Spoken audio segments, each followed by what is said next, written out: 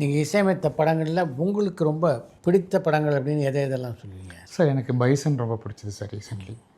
எனக்கு சேதுபதி படம் ரொம்ப பிடிக்கும்.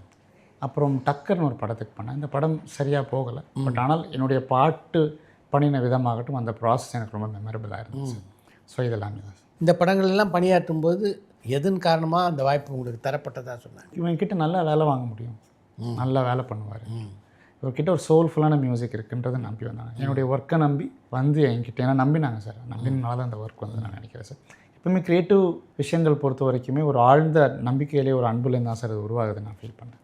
அந்த ஒரு அண்டர்ஸ்டாண்டிங் டைரக்டருக்கும் நமக்கும் இருந்ததுனால் நல்ல பாடல்களும் டெஃபினெட்லி கொடுக்க முடியும் நம்புகிறேன் சார். படங்களுக்கு இசையமைக்கும் போது யார்ட்டையாவது உதவி இசையமைப்பாளராக பணியாற்றி இருந்தால் இன்னும் கொஞ்சம் சௌரியமாக இருந்திருக்கும் அப்படின்னு ஃபீல் பண்ணியிருக்கீங்களா?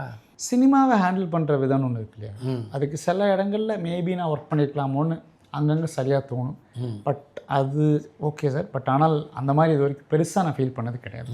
திரை இசையை பொறுத்த வரைக்கும் மிகப்பெரிய ஒரு காம்படிஷன் இருக்குது அப்படின்னு தான் சொல்லணும். ஏன்னா ஒரு காலகட்டத்தில் முன்னாடிலாம் பார்த்தீங்கன்னா ஒரு 4 பேர் அல்லது 5 இசையமைப்பாளர் இருப்பாங்க பாப்புலராக, கூட ஒரு 2-3 இசையமைப்பாளர் இருப்பாங்க. இப்போ இன்றைக்கி ஒரு 25-26 பேர் இசையமைப்பாளர்களே இருக்காங்க. ஆமாம். எப்படி அந்த போட்டியை எதிர்கொள்கிறீங்க? போட்டி டெஃபினெட்லி இருக்குது சார்.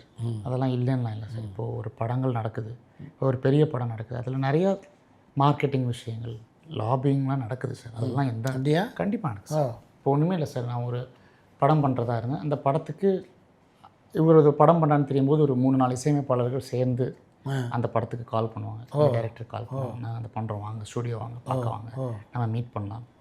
பட் நான் வந்து இதை வச்சு யோசிச்ச ஒரு விஷயம்னால் நம்ம அதை பண்ணுவோமா, நம்ம என்ன பண்ணணும் அப்படின்ற ஒரு விஷயத்தை யோசிக்கும்போது நம்மளுடைய ஒர்க்கை ரொம்ப சின்சியராக பண்ணும்போது நமக்கு உண்டான விஷயம் வரும்ன்றது எனக்கு ரொம்ப நல்லா தெரியும் சார். என்னுடைய புரியுது எக்ஸ்பீரியன்ஸில் நான் கற்றுக்கிட்ட ஒரு விஷயம் சார். என்னால் அது போய் பண்ண முடியுமான்னு எனக்கு தெரியல, மனசு தெரியல. பட் ஆனால் டெஃபினெட்லி நம்ம வந்து ஓகே ஒருத்தங்களை பார்க்கும்போது எனக்கு வந்து உங்களுடைய ஒர்க் பண்ணுறதுக்கு ஆசை இருக்குன்றது சொல்கிறது தப்பு இல்லை.